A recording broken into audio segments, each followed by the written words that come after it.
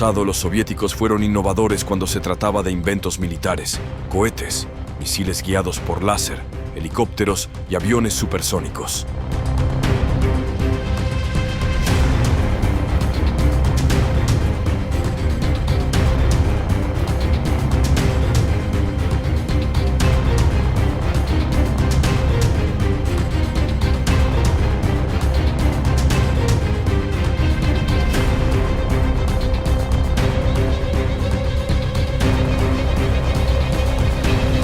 Únete a nosotros mientras examinamos las 20 máquinas soviéticas más locas que no creerás que existieron. El 2B1 Oka. En 1957, los soviéticos celebraron su desfile anual del Día de la Victoria en la Plaza Roja para conmemorar la derrota de la Alemania nazi en la Gran Guerra Patriótica. En el desfile, a los periodistas, corresponsales y fotógrafos extranjeros se les mostró un nuevo tipo de vehículo soviético, uno con un cañón de 20 metros de largo montado en el chasis de un tanque pesado T-10. En ese momento, muchos en la prensa consideraron a este vehículo de tamaño extraño como una falsificación, utilizada para infundir terror y reverencia por la fuerza militar soviética. Un cañón de 420 milímetros se alzaba sobre un chasis sobrecargado originalmente diseñado para el T-10, que se desintegraba cada vez que disparaba. No sorprendentemente, no estuvo en servicio por mucho tiempo. 1K-17 Shatie. El enigmático 1K-17 Shatie fue un proyecto único producido por los soviéticos justo antes de la disolución de la Unión Soviética en 1991. Este tanque armado con láser fue concebido como un sistema antimisiles. También podría desactivar sistemas optoelectrónicos hostiles, incluyendo dispositivos de imagen como miras, visores y cámaras. El proyecto rápidamente resultó demasiado costoso, ya que el medio sólido elegido para este láser potente eran rubíes fabricados artificialmente, cada uno con un peso de 66,1 libras.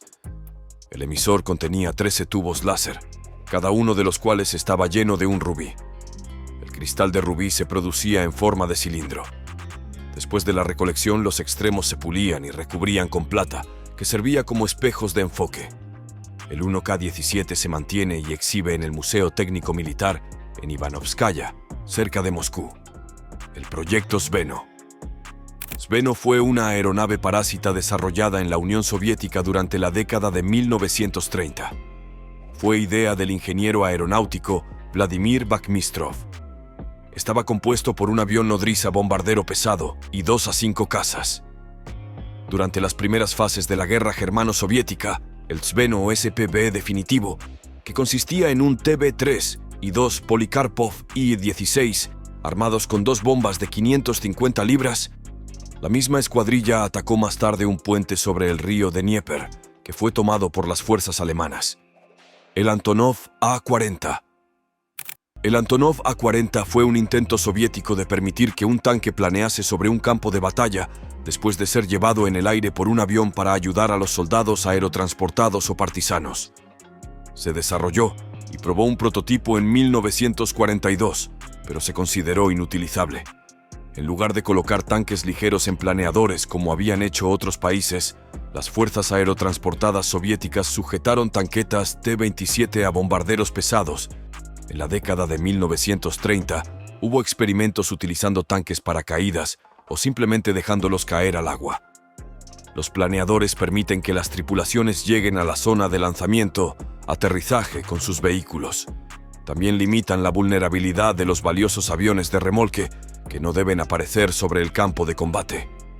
Un tanque así podría planear sobre el campo de batalla, soltar sus alas y estar listo para el combate en minutos. Mi-10. El Mi-10, un helicóptero de transporte militar soviético con un diseño de grúa voladora, se desarrolló a partir del Mi-6 y entró en servicio en 1963. Si bien la mayoría de los modelos habían sido retirados para 2009, el Mi-10K de patas cortas permanecía en servicio en 2014. El servicio operativo del Mi-10 fue moderadamente exitoso, con la mayoría de los ejemplares asignados a unidades de la VEUS que previamente operaban el Mi-6. Se encontró que las operaciones sin carga eran inestables y el mejor enfoque de despegue era un despegue rodado, La mayoría de los tipos de patas largas se convirtieron en helicópteros de contramedidas electrónicas aerotransportadas Mi-10PP, con un enorme pod ST-900 Step ECM instalado en un pallet debajo del fuselaje. El helicóptero Mi-10R de récord, adaptado de un avión de producción, tenía un tren de aterrizaje Mi-6 con carenados y protectores, así como un tope de cola para disminuir la posibilidad de daños en el fuselaje trasero al aterrizar. McQueen's Belphegor. El M-15 fue un sesquiplano propulsado por reactor diseñado y construido por el fabricante de aeronaves polaco WSK PZL Milek para uso agrícola. El avión fue apodado Belphegor, en honor al bullicioso demonio, debido a su apariencia inusual y al motor a reacción relativamente ruidoso. El M-15 fue desarrollado en respuesta a una solicitud soviética de un avión agrícola moderno para reemplazar al Antonov AN-2. Los funcionarios soviéticos insistieron en que el tipo estuviera propulsado por propulsión a chorro. El equipo de diseño vio la importancia de la configuración biplano del AN-2 en el papel y comenzó a crear una aeronave experimental inicial, la Lala-1, para probar el uso de un motor a reacción con tal configuración. El 20 de mayo de 1973, el primer prototipo del M-15 realizó su primer vuelo. Incluso durante la fase de prueba de vuelo, estaba claro que la aeronave tenía defectos significativos, incluido un manejo deficiente, un alcance limitado y gastos operativos elevados. Aunque la fabricación comenzó en 1976, estos problemas permanecieron sin resolver, lo que resultó en que el M-15 fuera claramente inferior en varios aspectos al AN-2. La producción se detuvo en 1981 para obtener más AN-2. Se fabricaron un total de 175 M-15, en lugar de los varios miles originalmente planeados. Clase Lun Ecranoplan. El ecranoplano de la clase Lun es el único vehículo de efecto suelo que ha sido desplegado activamente como buque de guerra, sirviendo en la flotilla del Caspio. Rostislav Alexeyev lo diseñó en 1975 y las marinas soviética y posteriormente rusa lo operaron desde 1987 hasta finales de la década de 1990. Volaba utilizando el sustentación generada por el efecto suelo, actuando sobre sus grandes alas mientras estaba a unos 4 metros sobre la superficie del agua. Aunque se asemejan a aeronaves típicas, los ecranoplanos como el Lun no se clasifican como aviones, hidroaviones, aerodeslizadores o hidroalas. Más bien, la Organización Marítima Internacional clasifica embarcaciones como el ecranoplano de la clase Lun como buques marítimos porque explotan el efecto suelo, que permite que el vehículo se deslice justo sobre la superficie del agua. El efecto suelo ocurre al volar a unos pocos metros sobre el agua o la tierra. La proximidad del suelo reduce significativamente la resistencia, evitando la creación de vórtices en las puntas de las alas y mejorando la efectividad del ala. Este efecto no se ve a altitudes elevadas. El nombre Lun deriva de la palabra rusa que significa halcón. Ekip. Ekip es una idea soviética y rusa de una aeronave multifuncional sin necesidad de aeródromo diseñada, utilizando el esquema de ala voladora y con un fuselaje de forma elíptica. El Ekipe, también conocido por su apodo ruso Tarielka, puede aterrizar en agua o en terreno sin pavimentar, utilizando un cojín de aire en lugar de un tren de aterrizaje con ruedas. El Ekaip es una aeronave de despegue y aterrizaje corto. El diseño incluye un sistema especial de estabilización y reducción de arrastre en forma de sistema de control de vórtices de la capa límite que fluye alrededor de la superficie de popa del dispositivo, así como un sistema adicional de reacción de cama plana para controlar el dispositivo a bajas velocidades y durante los modos de despegue y aterrizaje. El requisito de un mecanismo de estabilización y reducción de arrastre se deriva del hecho de que el cuerpo del aparato, formado por un ala gruesa con una elongación mínima, tiene una alta calidad aerodinámica y puede generar muchas veces más fuerza de sustentación que un ala delgada. Sin embargo, es inestable debido a la perturbación del flujo y la creación de zonas de turbulencia. El concepto de ala portante proporciona un volumen interno utilizable varias veces mayor que las aeronaves prometedoras con carga útil comparable. Un cuerpo así, mejora el confort y la seguridad de vuelo mientras ahorra drásticamente combustible y reduce los gastos operativos. K-84 Ekaterinburg. K-84 Ekaterinburg es un submarino de misiles balísticos de propulsión nuclear de la clase Delfín.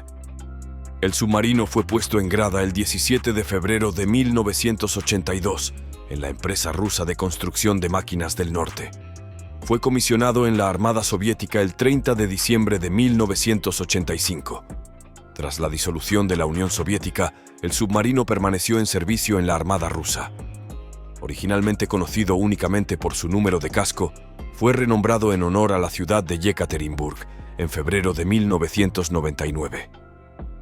Tras su comisionamiento, Ekaterinburg fue desplegado en la base de la bahía de Oleña y sometido a pruebas acústicas en la segunda mitad de 1986.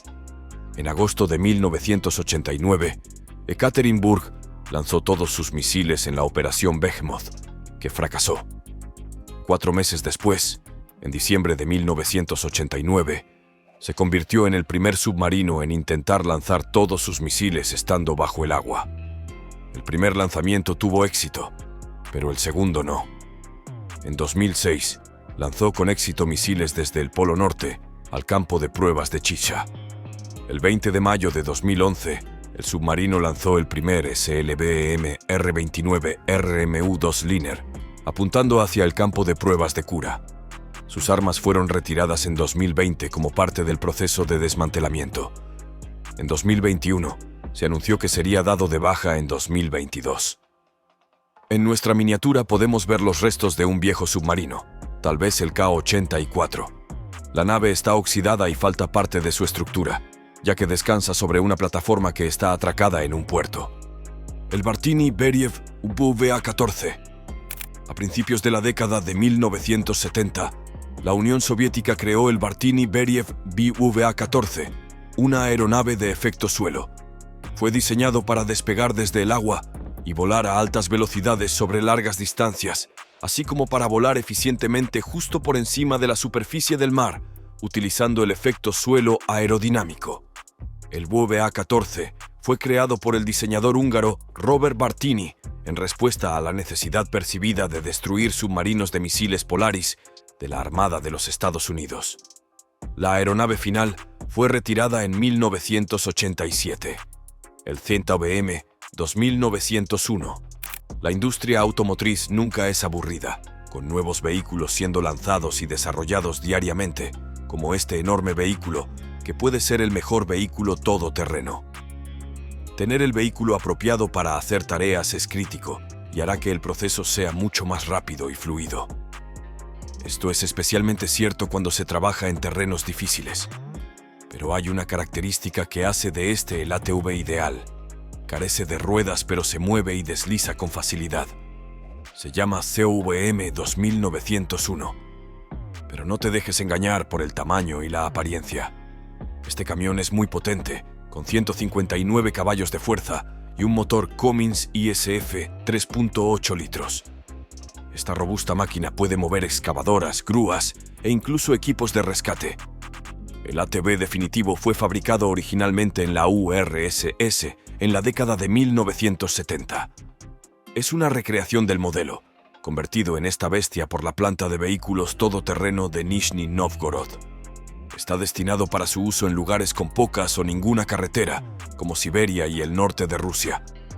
Esta bestia viaja con la ayuda de ruedas en forma de barril giratorias con dientes circulares alrededor de ellas. Esto implica que el vehículo puede pasar fácilmente por agua, hierba, barro y rocas. Es probablemente el mejor vehículo todoterreno jamás fabricado. El Kalinin K-7. El Kalinin K-7 fue un avión experimental pesado desarrollado y probado en la Unión Soviética durante principios de la década de 1930. Era distintivo, con 2 largueros y enormes góndolas bajo las alas que contenían trenes de aterrizaje fijos y torretas de ametralladoras. Los asientos para pasajeros estaban situados dentro de las alas, que medían 7 pies y 7 pulgadas. La estructura estaba construida con acero de cromo molibdeno KHMA. El diseño inicial preveía 6 motores en el borde de ataque del ala, pero cuando se superó el peso cargado previsto, se añadieron 2 motores adicionales en los bordes de fuga del ala, uno a la derecha y otro a la izquierda de la góndola central de pasajeros. Nemesek afirma en su libro que solo se añadió un motor adicional propulsor, el tanque Tsar. El tanque Tsar fue un vehículo blindado ruso construido a partir de 1914. El proyecto fue cancelado en 1915 después de que las pruebas iniciales revelaran que el vehículo tenía poca potencia y era vulnerable al bombardeo de artillería. El tanque Tsar difiere de los tanques modernos en que no empleaba orugas, sino una construcción de triciclo.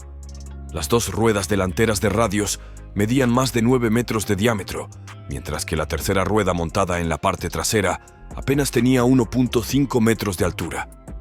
Según las memorias de Lebedenko, el concepto de esta máquina se inspiró en los carros Povosky turcos, que, debido a sus ruedas de enorme diámetro, podían navegar fácilmente por baches y zanjas.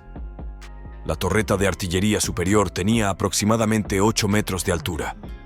El casco tenía 12 metros de ancho, con 2 cañones más en las troneras. También se propuso armamento adicional para el vientre del tanque. Cada motor de rueda era propulsado por un Maybach con 240 caballos de fuerza. Cada motor impulsaba una rueda de automóvil, que transmitía la potencia a una rueda grande correspondiente cuando se presionaba contra su borde. El diseño tenía una velocidad máxima de 10 millas por hora. Hasta 1917, el tanque permaneció asegurado en el sitio de pruebas, pero con el advenimiento de la Revolución Rusa fue olvidado. El trabajo de diseño en él fue descontinuado, y la estructura masiva del vehículo se pudrió durante otros 6 años en un bosque a unos 60 kilómetros de Moscú hasta 1923, cuando el tanque fue finalmente destruido para chatarra. MAZ-537. El MAZ-537 es un tractor de artillería militar con motor diésel de 12 cilindros que originalmente fue construido para cargas de hasta 50 toneladas, aunque las variantes posteriores podían transportar hasta 65 toneladas.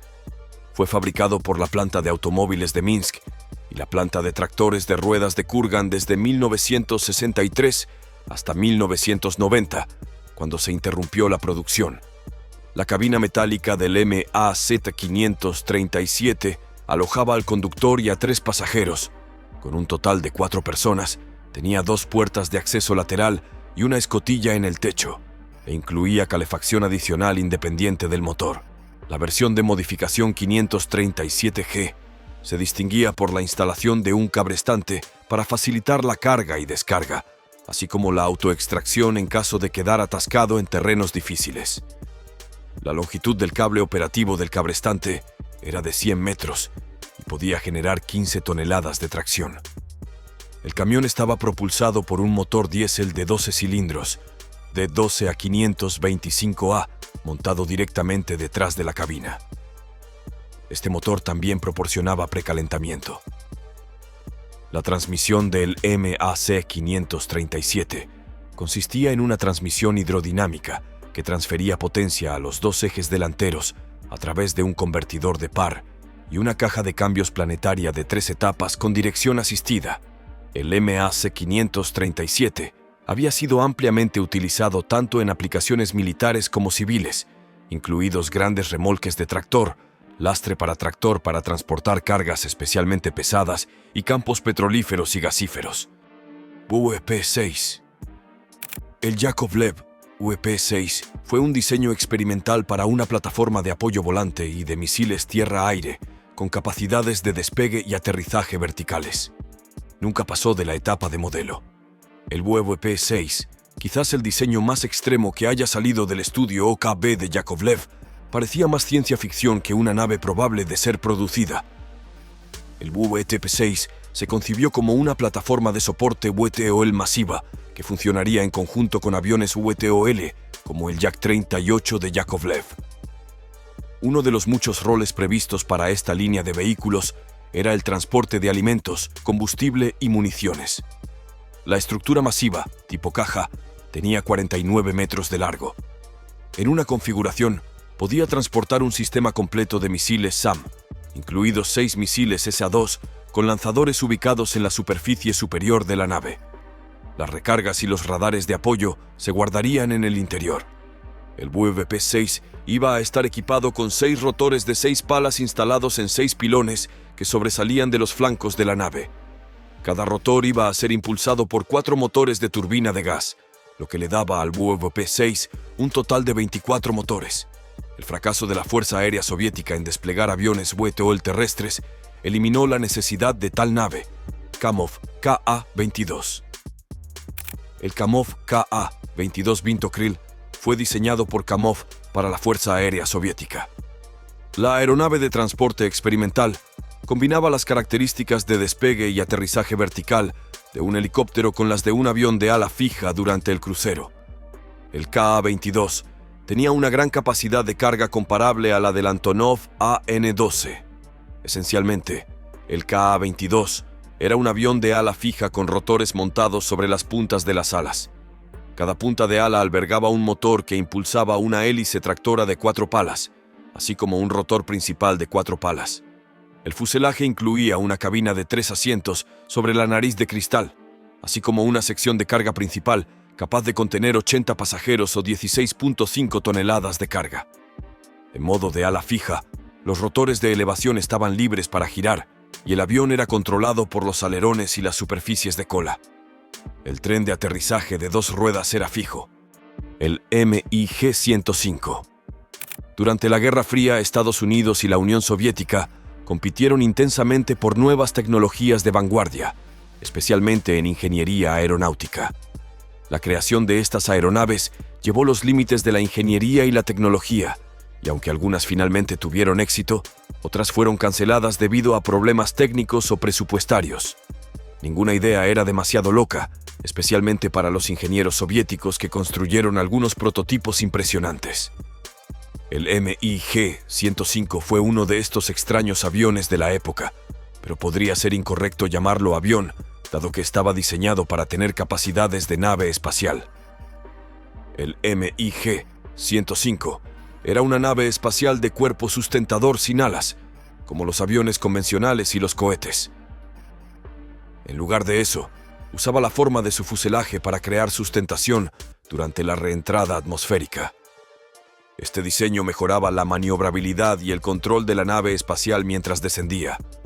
El primer vuelo de prueba no tripulado del MiG-105 tuvo lugar en 1976, seguido del primer vuelo de prueba tripulado en 1978. La nave espacial fue lanzada al espacio en el Myasishchev M-17, un avión portador especialmente diseñado. Uno de los desafíos más significativos para el MiG-105 fue su proceso de desarrollo intrincado y costoso. Durante este tiempo, la Unión Soviética experimentaba graves dificultades financieras y se consideró que el proyecto MiG-105 era demasiado costoso para continuar. Además, el MiG-105 tenía un tiempo de vuelo bastante corto.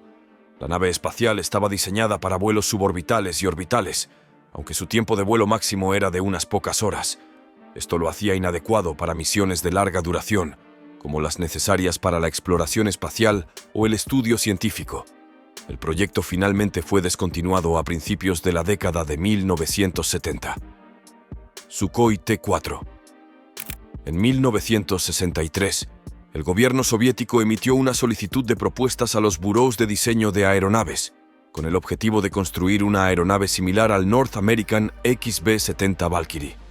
El diseño de Sukhoi, con su alta velocidad de crucero de 3.200 km por hora, fue elegido por encima de las ideas de Yakovlev y Tupolev. El desarrollo del T-4 requirió enormes esfuerzos de investigación para desarrollar la tecnología esencial, incluidos métodos de fabricación para mecanizar y soldar los materiales necesarios para mantener el Mach 3. En 1974, el Ministerio de Industria de Aviación de la Unión Soviética ordenó suspender el trabajo en el proyecto T-4, que fue oficialmente cancelado el 19 de diciembre de 1975. Ilyushin Il-40.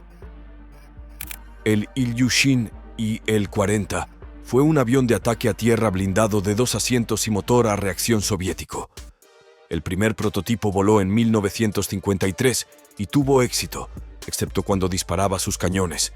Se necesitó más de un año para resolver este problema, lo que implicó mover las tomas de aire del motor hasta la parte delantera de la aeronave. Solo se produjeron 5 aeronaves de producción antes de que el programa fuera descontinuado a principios de 1956, cuando la BOES descartó su doctrina de apoyo aéreo cercano a favor de armas nucleares tácticas en el campo de batalla. MIL-12. El MIL-12 es, con mucho, el helicóptero más grande del mundo. Fue creado por el Buró de Diseño MIL soviético. Este vehículo rotatorio del tamaño de un avión de pasajeros podía transportar casi 200 pasajeros y cargas que anteriormente se consideraban inviables para los helicópteros. Aunque esta capacidad de transporte masivo para un helicóptero puede parecer absurda, había cierta lógica en la locura. El BUE-12, aunque técnicamente excelente, nunca se puso en producción a gran escala por varias razones. Después de ver estos videos, lo único que me viene a la mente es si los países pusieran el mismo esfuerzo en hacer del mundo un lugar mejor, como lo hacen en construir armas y máquinas militares. La vida en este planeta mejoraría drásticamente. ¿Cuál fue tu favorito? ¿Por qué no nos lo haces saber en los comentarios abajo? Bueno, eso es todo por ahora. Espero que hayas disfrutado este video. Por favor, danos un me gusta y déjanos saber en los comentarios qué piensas. Echa un vistazo a nuestros otros videos y suscríbete para ser parte de la diversión. Haz clic en el icono de notificación para que puedas ver nuestros nuevos videos tan pronto como sean subidos. Gracias por ver y nos vemos la próxima vez.